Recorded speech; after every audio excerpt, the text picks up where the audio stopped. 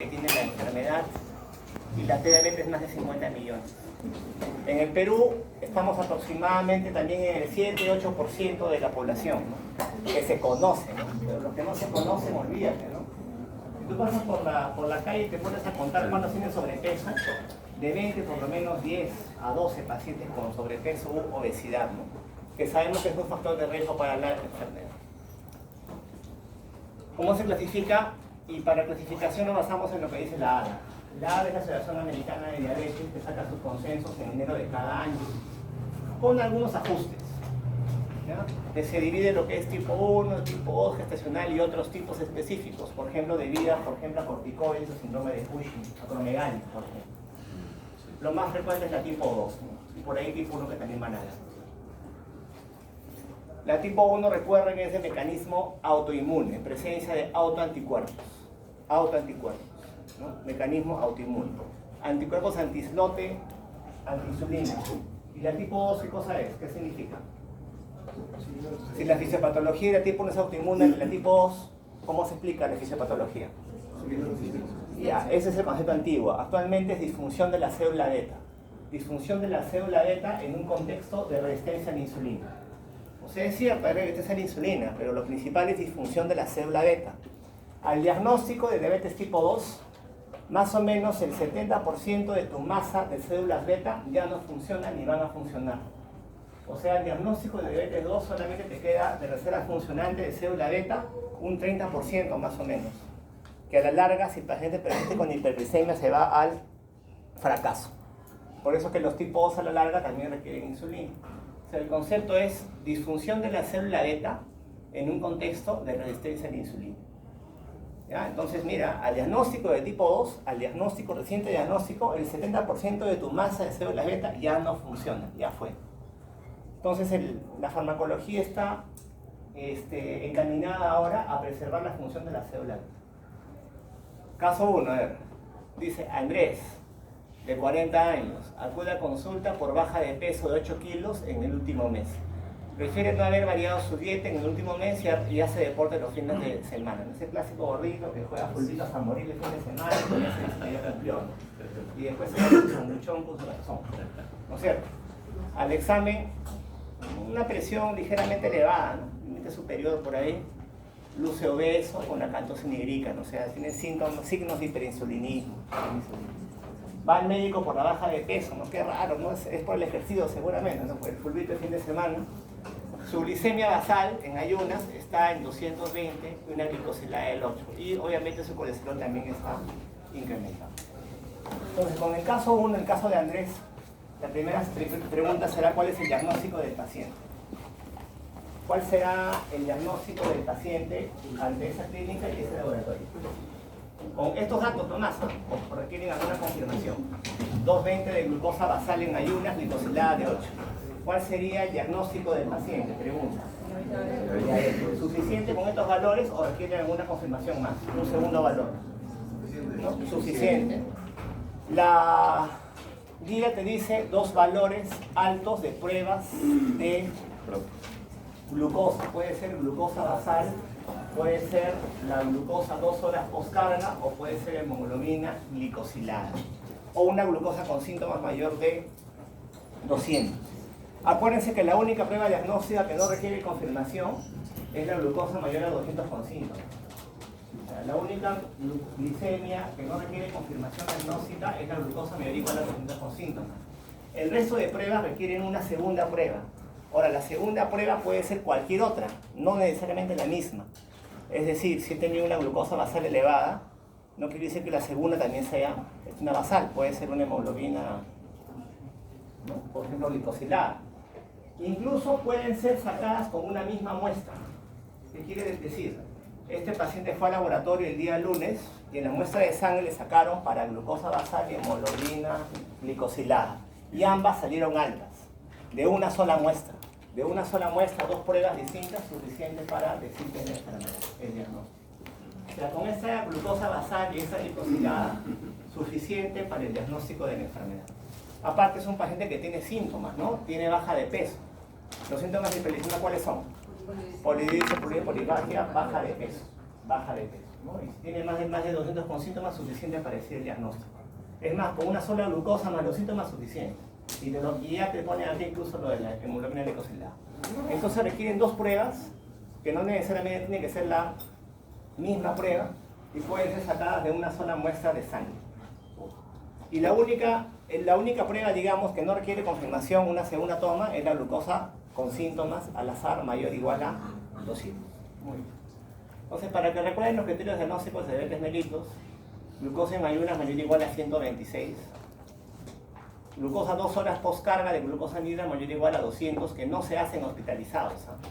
En hospitalizados nunca amplían la prueba de tolerancia a la glucosa, porque un hospitalizado está sometido a estrés por su neumonía, por su infarto, ¿no? Por su traumatismo, y puede hacer quizás episodios de hipertensión. Entonces, esta prueba no se pide en hospitalizados, se pide en ambulatorios, en estado. ¿Qué más tenemos? Glucosa al azar con síntomas mayor o igual a 200 y glicosilada mayor o igual a 6.5. Cualquiera de estas pruebas, excepto la mayor a 200 con síntomas, se repite. Pero esa repetición, esa segunda prueba puede ser cualquiera de las que se han mencionado. La única que no requiere una segunda prueba es la glucosa al azar con síntomas mayor o igual a 200. Ahora, la hemoglobina glicosilada es cierto que se usa para diagnóstico, pero también se usa para monitoreo. El problema es que para diagnóstico debería ser con un método estandarizado de medición de hemoglobina glicosilada. ¿Qué pruebas de laboratorio conocen ustedes que se miden con métodos estandarizados internacionalmente? El INR, por ejemplo, la medición del INR para Guascarina, ese INR es igual acá que en la China. Pero eso no pasa con la hemoglobina glicosilada, todavía no se ha estandarizado, digamos, esa medición. Por eso que usarla acá en nuestro medio para diagnóstico quizás no sea lo más sensato, pero sí lo usan para seguimiento del paciente. O sea, hasta que no se estandarice el método de medición, quizás no se recomienda usarla para diagnóstico. Entonces que quede claro que el paciente tiene la enfermedad. Recuerden de que la glucosa basal mayor o igual a 126, criterio para diabetes, pero entre 100 y 125 es prediabetes, ¿no? Entre 140 a 200 de postcarga, prediabetes. Y glicosilada, lo normal de glicosilada no es menos de 6.5, ¿no? Ustedes, no diabéticos, supongo, deberían tener menos de 5.7. O sea, si tienes 5.8, 6, no estás normal, no estás prediabético. Ese diagnóstico de prediabetes sirve para identificar a aquellos pacientes que pueden hacer la enfermedad. Y con cambios en el estilo de vida o manejo farmacológico puedes evitar que la haga más adelante. Quizá no es el tema ahorita de revisión, pero sí se deja manejo farmacológico también a estos pacientes, con metformina.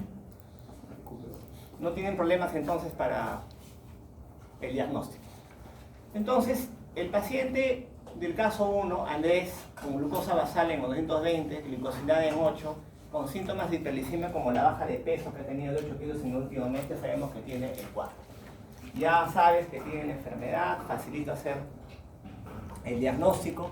La segunda pregunta, ¿cuál será? ¿Cómo lo manejo? O sea, facilito, ¿no? Ya le pedí sus pruebas, me salieron recontra elevadas, diagnóstico, ya tengo listo. Entonces la siguiente pregunta que te vas a hacer, por propósito del curso, es cómo manejo al paciente al inicio, manejo inicial. Si les preguntan así a secas, en general, ¿cuál es el manejo inicial de la enfermedad? De mellitus. ¿Con qué? Cambios en el estilo de vida, por supuesto. Y el manejo farmacológico, Metformina. metformina. Si les preguntan a secas, marcan metformina. Metformina. Pero eso tiene algunas consideraciones que tienen que tener en cuenta. ¿Ya? Es cierto, el manejo inicial es cambios en el estilo de vida y farmacológico es la metformina. Pero tienen que tener en cuenta algunas consideraciones. ¿Ya? Vamos a ver cuáles. Entonces, el manejo de elección va a ser la metformina. La metformina pertenece al grupo de las guiguanidas. Las guiguanidas eran dos. La metformina y la fenformina. Esa fenformina ya no existe. ¿Por qué? Porque me producía mucha acidosis láctica. El RAM más común de la metformina, más frecuente, ¿cuál es? Dispepsia. Dispepsia, como que se cae mal, ¿no? Te abalona, se te afloja el estómago, ¿no? Eructos. Algunos sí, en otros no, dependiendo de cada paciente. Es lo más frecuente. Y lo más severo viene a ser la acidosis láctica. Dicen presente en menos de 1%, ¿no? Yo nunca lo he visto, ojalá que no. Otro RAM que también se menciona, era importante, es mala absorción de vitamina B12. Mala absorción de B12. O sea, la acné puede producir anemia megaloblástica. Y es algo que hay que tener en cuenta. Algunos sugieren cada ciertos años control de B12 en los pacientes. ¿Okay? El mecanismo de acción, ¿cuál es principal de la metformina? Principalmente disminución de la producción hepática de glucosa. Principal mecanismo. También de forma adicional, ¿qué es lo que hace? Disminuye la captación periférica de glucosa y también baja la absorción intestinal, pero principalmente disminuye la producción hepática de glucosa. Recuerda que la producción hepática de glucosa es lo que me mantiene elevada la azúcar en ayunas. La glicemia de base basal en ayunas se mantiene elevada gracias a la producción hepática de esta sustancia, glucosa. Entonces la metformina me actúa sobre todo a nivel hepático. Ya saben su RAM, sabe cómo actúa. Esta mala absorción es la que también me podría inducir la disminución de la absorción de la B12 a nivel intestinal, no bien terminal. ¿En qué pacientes no tengo que dar este fármaco? Definitivamente pacientes con falla renal. Los pacientes con falla renal, y mira, no hablo de pues una RCT, ¿no? O sea, creatinina en varones más de 1.5 y en mujeres más de 1.4, ya no deberías usar metformina. Esos pacientes ya tienen riesgo de hacer hipoglicemia, incluso con este fármaco, y también hacer riesgo de acidosis láctica. ¿Qué más? Falla hepática, nos actúa a nivel hepático, obviamente falla hepática no, la van a salir hipoglicemia. Falla cardíaca, acidosis metabólica, hipoxia, sepsis. Acuérdense que la acidosis láctica es la expresión de ¿qué? De un aumento del metabolismo anaeróbico. Entonces, estados de anaerobiosis, como sépticos, falla respiratoria, ¿no? Un paciente con EPOC, un cardíaco, con baja presión de eyección, no vas a usar la metformina porque se potenciaría el riesgo de acidosis láctica. También se ha visto, y no se ha explicado del todo por qué, que hay riesgo de acidosis láctica en aquellos pacientes que van a ser sometidos a radiografías o tomografías con contraste con yodado. Por eso se sugiere suspender la metformina 48 horas antes del procedimiento con ese contraste. Es importante eso que ustedes que van a ser internos, tengan paciente con metformina y le pide su toma con contraste, suspende el fármaco 48 horas antes. Y lo reinicias 48 horas después. También me potenciaría el riesgo de acidosis láctica. Entonces, es un buen fármaco, un muy buen fármaco, pero tienes que tener mucho cuidado. Saber en qué pacientes no darlo, sobre todo. Como les mencioné, principalmente este fármaco me disminuye la gluconeogénesis, la producción hepática de glucosa, y también me aumenta la captación periférica de esta. De la captación periférica, de la buena o mala captación periférica de glucosa, depende la glucosa post-alimentos. Si se eleva mucho tu glucosa post-alimentos, quiere decir que está alterada la captación a nivel periférico, a nivel muscular. En cambio, de la producción hepática de glucosa, más que nada depende de la glucosa en ayunas. Sobre todo actúa en la glucosa en ayunas, disminuyéndome la gluconeogénesis. También se ha visto que tiene impacto, por ejemplo, en disminución de las LDL, las VLDL y los triglicéridos. También. Es un paciente con un perfil hepático también desastroso, eso también puede servir, ¿no? Pero sobre todo a nivel de la glucosa, a nivel hepático, tener en cuenta. ¿Cómo se administra? Recuerden que es el fármaco de primera línea, o sea, si les preguntan así en global, primera línea metformina. Pero tienen que tener en cuenta algunas consideraciones, ya les he dicho, primero con indicaciones, a quién no dar. Y también depende mucho del nivel de hemoglobina glicosilada y de la glicemia del paciente. ¿Por qué? Miren, ¿cuánto me baja la metformina de glicosilada tras 90 días de uso? Tras 3 meses. 1.5 a 2%. ¿El objetivo cuál es de hemoglobina glicosilada? Que sea menos de 7, según la ADA. Entonces, un paciente, digamos, con una glicosilada en 13, ¿tú crees que en 3 meses de uso bajar a menos de 7? Jamás va a pasar eso. Entonces, deberías usar otro tipo de fármacos, asociar una insulina. O sea, es de elección, primera línea sí, pero tienes que tener algunas consideraciones. Con indicaciones, nivel de glicemia, si es muy alta, y también nivel de hemoglobina glicosilada. La dosis que ustedes van a indicar a los pacientes es de 850 2 veces al día. Hasta 3 veces al día las puedes dejar. 2 veces es lo que usualmente dejamos. Generalmente después de los alimentos más grandes. ¿Cuáles son los alimentos más que grandes acá en el Perú, dicen que el almuerzo y también el lonche. En el lonche ingieres el calentado de todos los días previos. Entonces después del almuerzo y el lonche puedes tomarlo, ¿no? Ahora, por ahí tú vas a ver que la metformina se empieza con dosis escalonadas, 500, después 1000. ¿Por qué? Porque sobre todo en pacientes con intolerancia al fármaco, ¿no? Algunos le das 850 de frente están con dispepsia. Entonces en esos pacientes quizás la dosis tenga que ser dada escalonada. Pero tu dosis objetivo, y si el paciente lo aguanta sin ningún problema, 850 2 veces al día, después de los alimentos. Hasta una más puedes dar incluso. Este fármaco es seguro, barato, y también se ha visto que tiene cierto impacto en algunos endpoints duros, ¿no? Pero es el manejo, recuerden, de primera línea, pero tienes que tener algunas consideraciones, contraindicaciones y también niveles de hemoglobina glicosílica. Caso 2. Entonces el paciente anterior tranquilamente se ha podido manejar con una metformina, ¿no? Tenía una hemoglobina glicosílica en 8 me parece, y en 200, era obeso, tenía todas las de usar para ese fármaco. Caso 2, dice. Juan Carlos, 35 años, diagnóstico de diabetes mellitus, tratamiento con metformina, 850 2 veces al día. Bien manejado. Cumple con su medicación y dieta. Ese es el paciente que cumple, ¿no? Cumple con su dieta, con su medicación, hace su ejercicio, ya no toma gaseosa, ¿no? Ya no come arroz tampoco, ¿no? Puro pescadito y pollito, ¿no? Genial. En su control refiere disnea y dolor torácico cuando juega fulbito, ¿no? Hace un pique y está con angina ahí, ¿no? Algo ha pasado. Se hace su chequeo general, ecocardiograma, zona de hipoquinesia anteroseptal. Una hipoquinesia ante un antecedente de un dolor medio anginoso, ¿qué podrá significar? ¿Qué va a pasar con este miocardio? Ha tenido un infarto probablemente, un infarto silente, pues, silente. No se dio cuenta, se infartó en el partido. Glucosa basal, ahí, ¿no? 160, tampoco está tan controlado, ¿no? Y hemoglobina glicosilada también alta, ¿no? 7.8. Tengan en cuenta que es un paciente aparentemente cumplidor, ¿no? Cumple su dieta, cumple su medicación, hace ejercicio incluso, y está con dosis máximas del fármaco.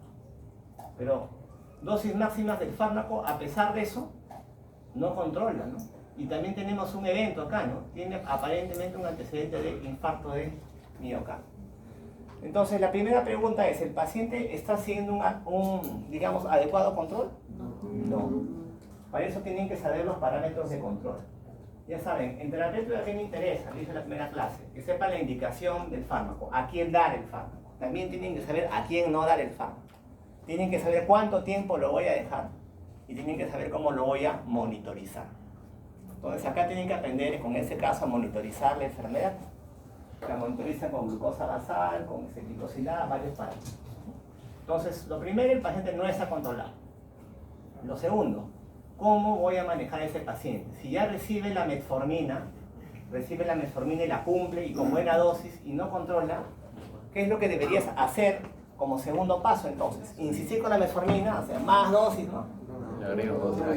Y podrías agregarle otro medicamento, ¿no? La base en las guías siempre va a ser la metformina. Sobre esa base se agregan quizás otros medicamentos, dependiendo del tipo de paciente. Muy bien. Entonces, objetivos de tratamiento. ¿Cómo saber que el paciente está bien controlado? Ya sé el diagnóstico, sé el manejo de primera línea. Ahora, ¿qué me interesa? Que sepan si el paciente está yendo bien o no. Yo tengo hemoglobina glicosilada menos de 7. Y acá varía según lo que tú leas. En terapéutica van a encontrar varias guías, un montón de guías. Nos basamos más en la escuela americana. ¿Ya? Les digo eso porque no quiero que en el examen se reclamen con la guía japonesa después, pero en Japón notó el 7.5, ¿no? ¿Por qué hace su carta y todo? ¿No? O sea, en base a lo que yo les enseño, ¿ya? Lo que yo les enseño, esos puntos de corte. Después ya del curso ustedes mismos ya sacarán sus conclusiones, su propia guía, no sé. ¿Ya? Glucosa basal en ayunas, de 80 a 130. Recuerda que lo normal es de 70 a 100. Pero yo no quiero que sea 70 en el paciente, pues, porque tiene más riesgo de hipoglicemia. Hipoglicemia, o sea, 80 a 130 es mi objetivo de glucosa basal. Y glucosa postprandial, después de los alimentos, 2 horas luego del almuerzo, ponte menos de 180. Esta hemoglobina glicosilada se la pido cada 3 meses, cada 90 días. Y mi objetivo es que sea menos de 7.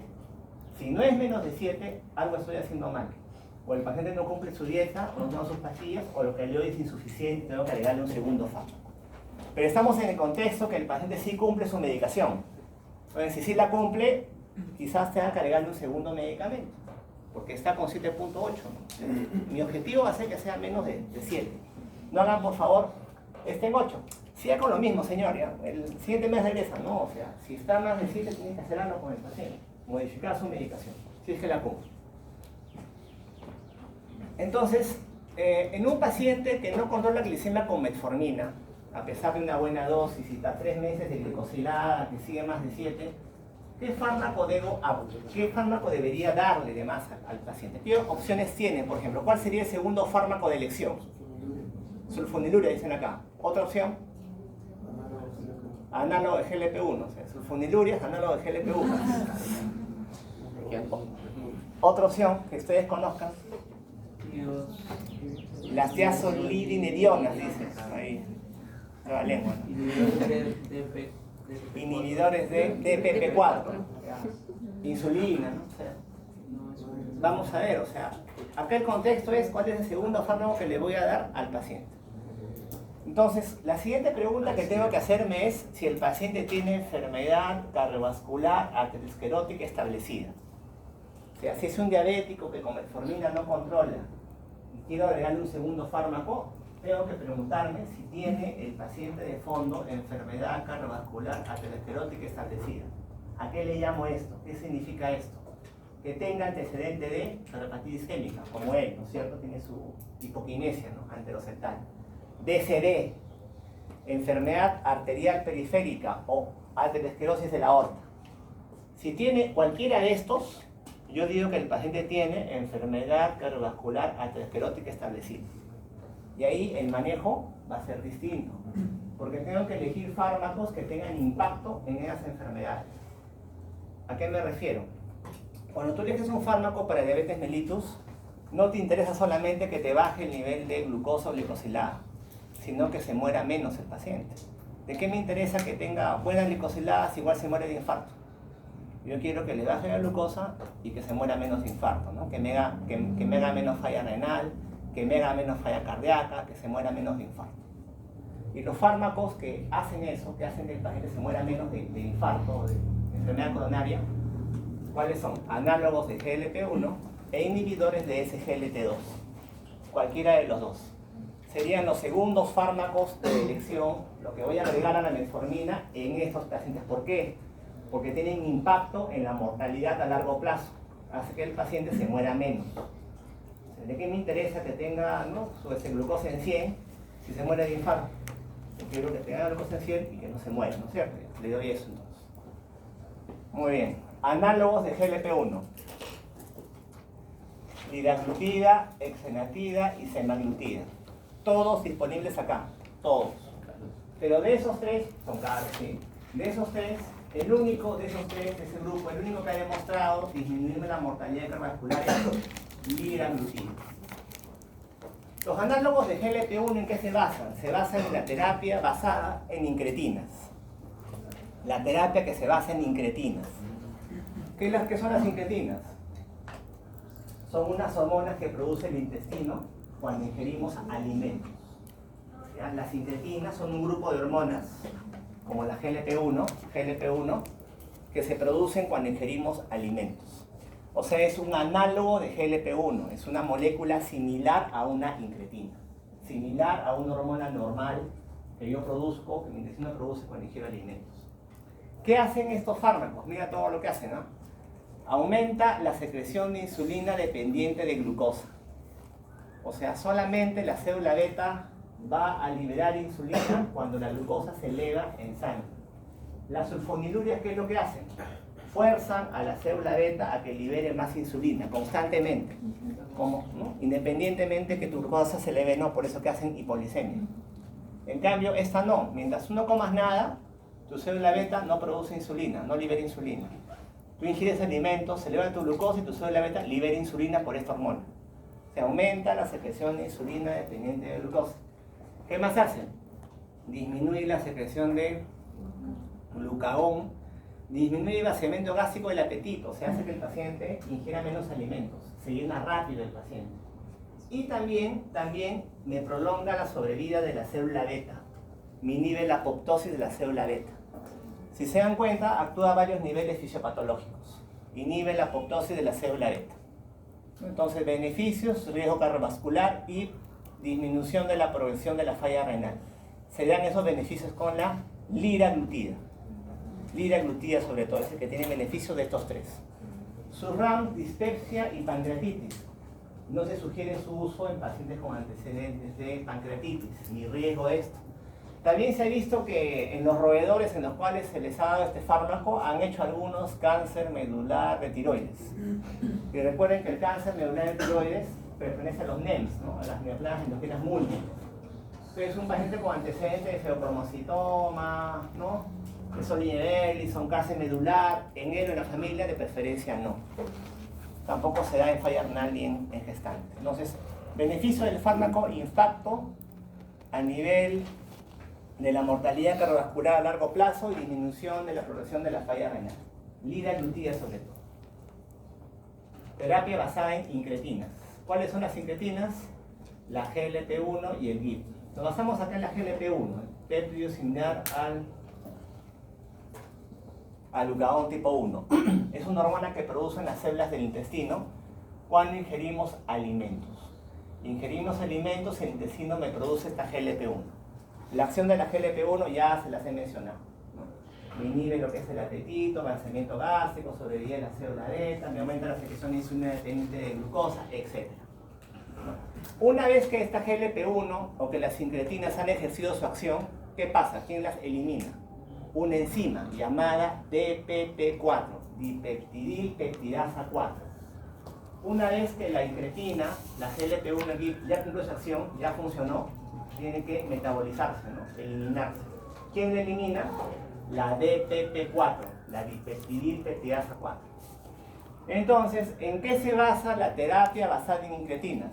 En dar un análogo de la incretina, una GLP-1, análogo de GLP-1, una molécula similar, o en inhibir a la DPP4, para que tu incretina endógena funcione más tiempo. Entonces, la terapia basada en incretina se basa en dar análogos o en dar inhibidores de la enzima que las inhibe. Punto. Ahí está, la GLP-1, normalmente, fisiológicamente, ¿qué es lo que hace? Disminuye el apetito, disminuye el vaciamiento gástrico, aumenta la secreción de insulina, disminuye la de glucagón, disminuye la apoptosis de la célula beta y estimula que éstas aumenten en número, su proliferación. ¿Qué más hace? Aumenta la captación a nivel muscular, o sea, actúan a varios niveles fisiopatológicos. El enfoque actual del manejo de diabetes es fisiopatológico. O sea, tú ves esto, ¿no? Pucha, lo máximo el fármaco, ideal, ¿no? Pero cuesta caro también, ¿no? Vamos a ver eso. Estudios con la liraglutida. Les he dicho que de estos fármacos análogos de GLP-1, el único fármaco que ha demostrado disminuir la mortalidad cardiovascular por cualquier causa a largo plazo es la liraglutida, ¿no? Con una P significativa. Estudio líder de New England en 2016. Ahí están los análogos de GLP-1, ya saben que el único que sirve es la liraglutida. No tiene riesgo de hipoglicemia, ¿por qué? Porque la secreción de insulina solamente se da cuando tú ingieres alimentos, nada más. No requiere ajuste para falla renal, baja de peso el paciente. Es un tratamiento también indicado, ideal en pacientes diabéticos obesos que quieren disminuir de peso. ¿Por qué baja de peso? Porque inhibe el apetito y me retarda el vaciamiento gástrico, ¿no? Y mira, se da por vía subcutánea, o sea, la insulina no es la única que se da por vía subcutánea, también esta de acá, tenerla en consideración. Una sola vez al día se usa. ¿Cuáles son los otros fármacos? Entonces, estamos en el contexto, no olvidarse, de un paciente diabético con metformina que no controla bien su glucosa y tenía enfermedad cardiovascular. Una opción era la liraglutida. ¿Cuál es la otra opción? Agregarle un inhibidor de SGLT2. Inhibidor de SGLT2. ¿Qué tenemos acá? Tenemos empaglifosina, canaglifosina y dapaglifosina. ¿Qué hacen estos inhibidores de SGLT2? Me disminuyen la absorción de glucosa a nivel del riñón. en el túbulo proximal. Me disminuye la absorción de glucosa a nivel renal, túbulo proximal. Se absorbe menos glucosa, conclusión, orina más glucosa. Orina más glucosa. Y ese, uno de los problemas con estos fármacos, ¿cuál es? Tiene más incidencia de ITU y candidiasis, ¿no? ¿Por qué? Porque orina glucosa. Ese es el problema. ¿Ya? El primer fármaco estudiado y que también demostró seguridad cardiovascular y tener impacto fue empagliflozina, hace un par de años creo. El segundo fármaco del año pasado, la canagliflozina. Y hace unos meses, dapagliflozina. Los tres entonces han demostrado impacto en enfermedad en el paciente con, digamos, este cuadro a largo plazo, diabetes mellitus. Ahí están los inhibidores de la SGLT2. Recuerden que me disminuyen la absorción de glucosa a nivel de riñón en el túbulo proximal. Esa es su acción principal. Y el problema es que también, como consecuencia de eso, me pueden producir infección urinaria, vulvovaginitis, poliuria incluso. El riesgo cardiovascular está, digamos, impactados sobre todo por lo que es la empagliflozina y la canagliflozina. También me disminuye la hospitalización por falla cardíaca, empagliflozina y la canagliflozina. Y la progresión de la falla renal con empagliflozina y también con la canagliflozina. El último fármaco, la dapagliflozina, tiene impacto sobre todo en hospitalización por falla cardíaca. Por falla cardíaca, ¿no? La dapagliflozina tiene impacto positivo en hospitalización por falla cardíaca. Pero no se ha visto mucho beneficio, digamos, en mortalidad cardiovascular por infarto de miocardio. Ahí sí tiene, digamos, ese punto de... Digamos que si vas a elegir este grupo de fármacos, tú te inclinas por cuál. Por EMPA o por canagliflozina, ¿no? DAPA tiene más impacto en lo que es falla cardíaca. No se en gestantes ni tampoco en lo que es falla renal. Aquí están los estudios, el EMPA-REG con empagliflozina y mortalidad cardiovascular significativa, ¿no? 0,01, muerte por cualquier causa cardiovascular, impacto cardiovascular. EMPA-REG del 2015. Igual, ¿no? Hospitalización por falla cardíaca, empagliflozina, P0.002, ¿no? Impacto también en lo que es hospitalización por falla cardíaca, en la observación. Luego tenemos el estudio de la canagliflozina, el CANVAS. Igualmente, tanto ha demostrado disminución de las muertes cardiovasculares y por falla cardíaca, hospitalización, al igual que el fármaco anterior. Entonces, tanto empagliflozina como canagliflozina se han visto que tienen impacto positivo en mortalidad cardiovascular, hospitalización por falla cardíaca y progresión de la enfermedad renal en pacientes con enfermedad, con diabetes mellitus. Y debería ser el segundo medicamento de elección añadido a la metformina. ¿Y qué pasa con la dapagliflozina? La dapagliflozina, sobre todo, ha tenido impacto en la hospitalización por falla cardíaca. Por falla cardíaca. Hospitalización y muerte por ICC, por falla cardíaca. Así, acá sí ha tenido significancia estadística, pero no ha tenido significancia estadística en mortalidad cardiovascular. Eventos cardíacos adversos grandes, mayores, no. Por ejemplo, infarto de miocardio, infarto cerebral, acá no ha tenido significancia. Pero sí ha tenido significancia en muerte y hospitalización por falla cardíaca. Conclusión, muerte cardiovascular, falla cardíaca y progresión de enfermedad renal con empagliflozina y canagliflozina. La dapagliflozina solamente en falla cardíaca, no tiene impacto cardiovascular a largo plazo. Este ha salido hace unos meses, para que lo tengan en cuenta. Riesgo de hipoglicemia no, porque más bien hace que el paciente elimine la glucosa, no produce más insulina. Tener cuidado con lo que es la falla renal, también bajan, digamos, en pacientes obesos tienen cierto beneficio, ¿no? Y sean por vía oral. Entonces, en el paciente anterior, que era un paciente con metformina, que no controlaba bien glucosa y que tenía enfermedad de fondo cardiovascular, de elección, si quieres dar un segundo fármaco, sería análogos del GLP-1, liraglutida, un inhibidor de SGLT2. Ahí quedó claro. Caso 3 dice, Juan Carlos, 35 años, diagnóstico de diabetes mellitus, manejo con metformina, 2 veces al día, que cumple su medicación. Cumple medicación, muy parecido a la anterior. Exámenes solicitados muy parecidos, glucosa 160, glicosilada elevada. Pero en este paciente, Juan Carlos, no tiene antecedentes ni tiene evidencia de enfermedad cardiovascular ni renal. O sea, no tendría mayor beneficio darle pues liraglutida, empaglifosina, canaglifosina, nada de eso, ¿no? Porque no tiene eso de fondo. Pero sí es un paciente que con metformina no controla, ¿no? Entonces, ¿qué opciones tengo en este paciente? O sea, es el mismo caso, casi igual, pero este paciente no tiene enfermedad cardiovascular. ¿Cuál sería mi segunda opción? A ver qué me dicen. Insulina, puede ser insulina. ¿Qué más dicen? Libenclamida, siguen con, ¿no? Claro, libenclamida. Lidiareta, todo. ¿Qué más? Otra opción. El que mencionaron por ahí, ese fármaco raro, las tiazolidinedionas también. ¿Qué más tenemos? Inhibidores de DPP4. Muy bien.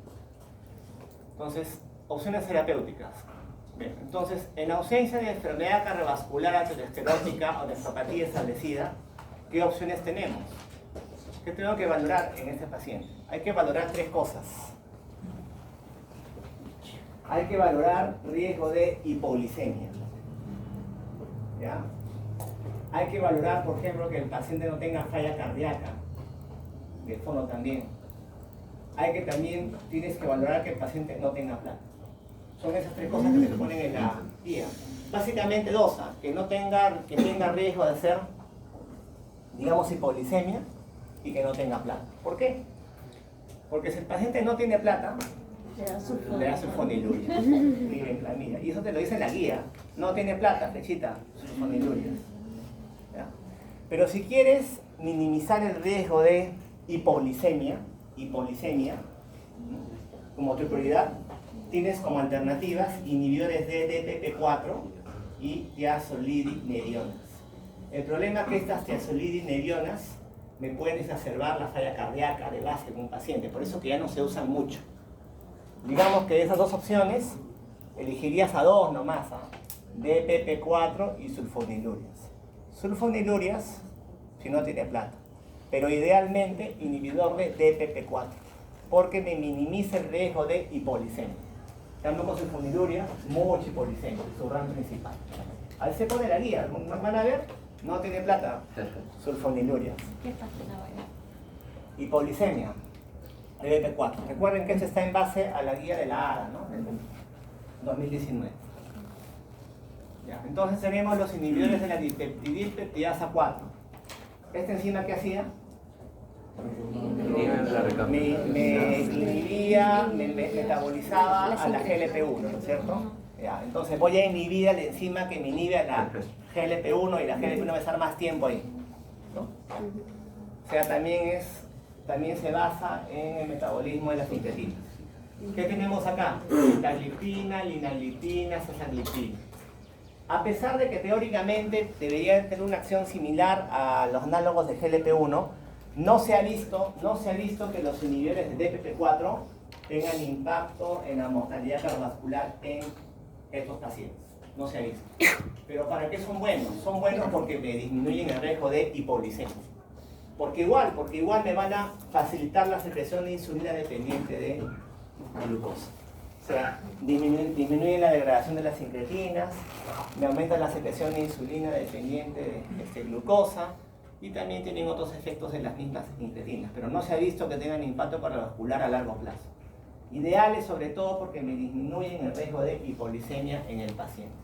Los RAMs se comparten, o sea, también tienes el problema de la pancreatitis, también puedes hacer dispepsia, pero no se han visto claros beneficios cardiovasculares a largo plazo como sí lo tendrían, por ejemplo, los análogos de GLP-1. Tenerlos en consideración entonces para minimizar el riesgo de hipoglicemia. Este porcentaje, recuerden, es lo que me baja la hemoglobina glicosilada tras 90 días de uso. Tenemos sitagliptina, linagliptina, zesagliptina.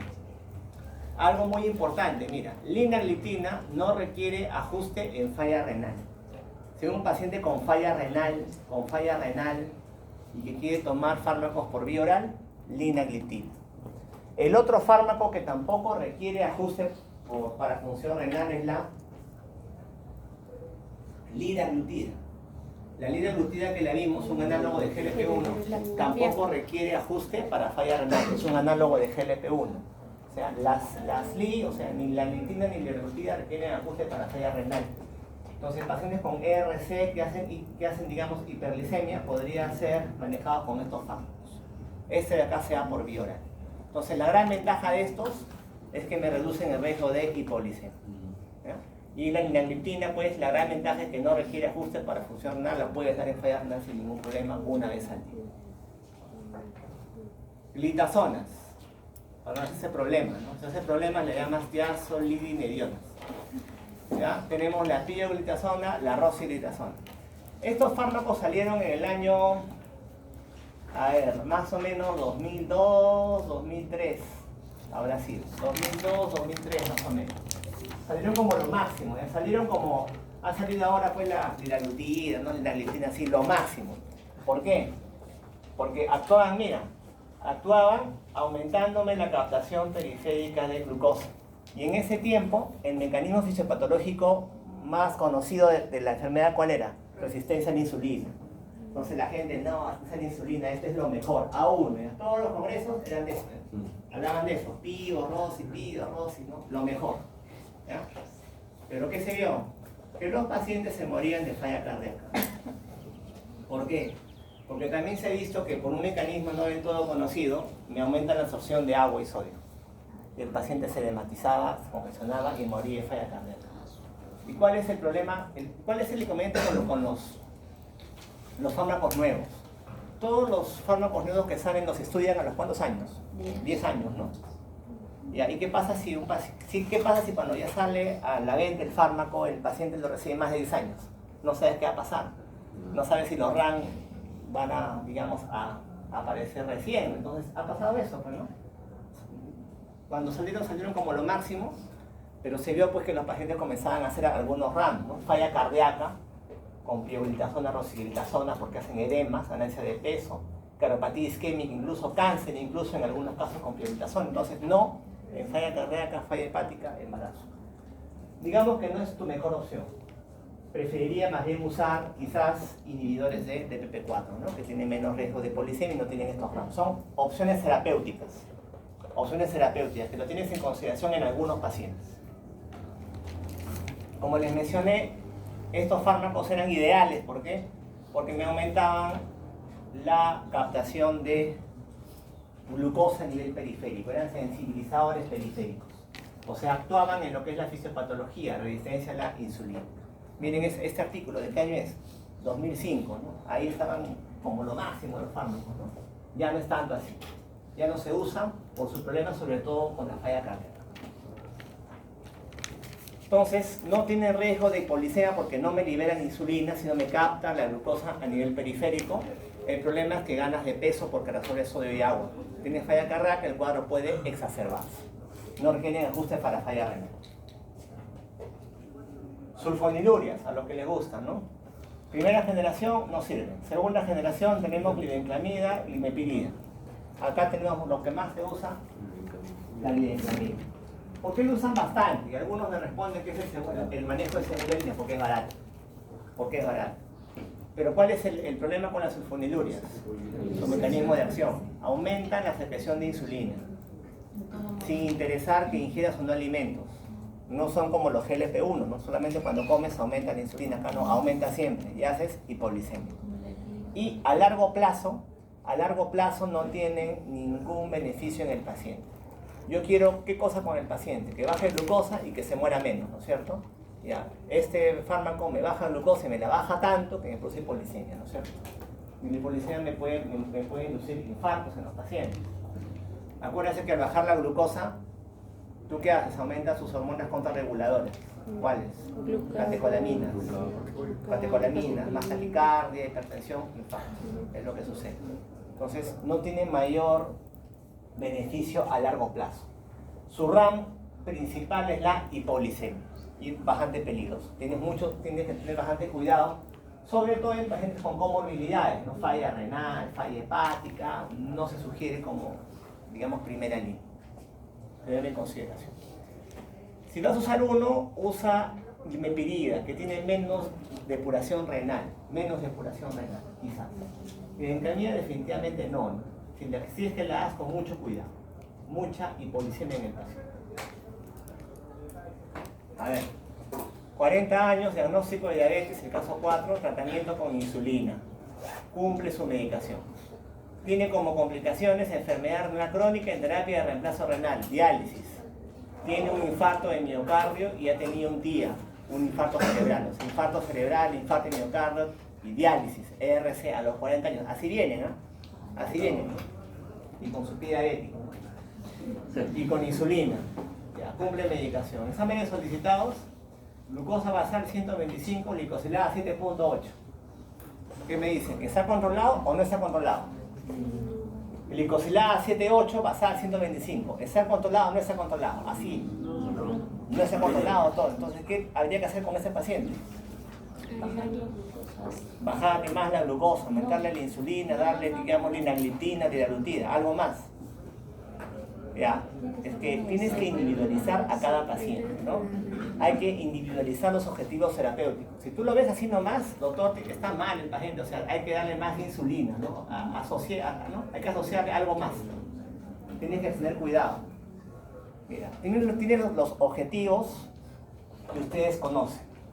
Eres más exigente, o sea, menos de 7 de hemoglobina glicosilada, cuando es una enfermedad de reciente diagnóstico, expectativa de vida larga, no tiene mucha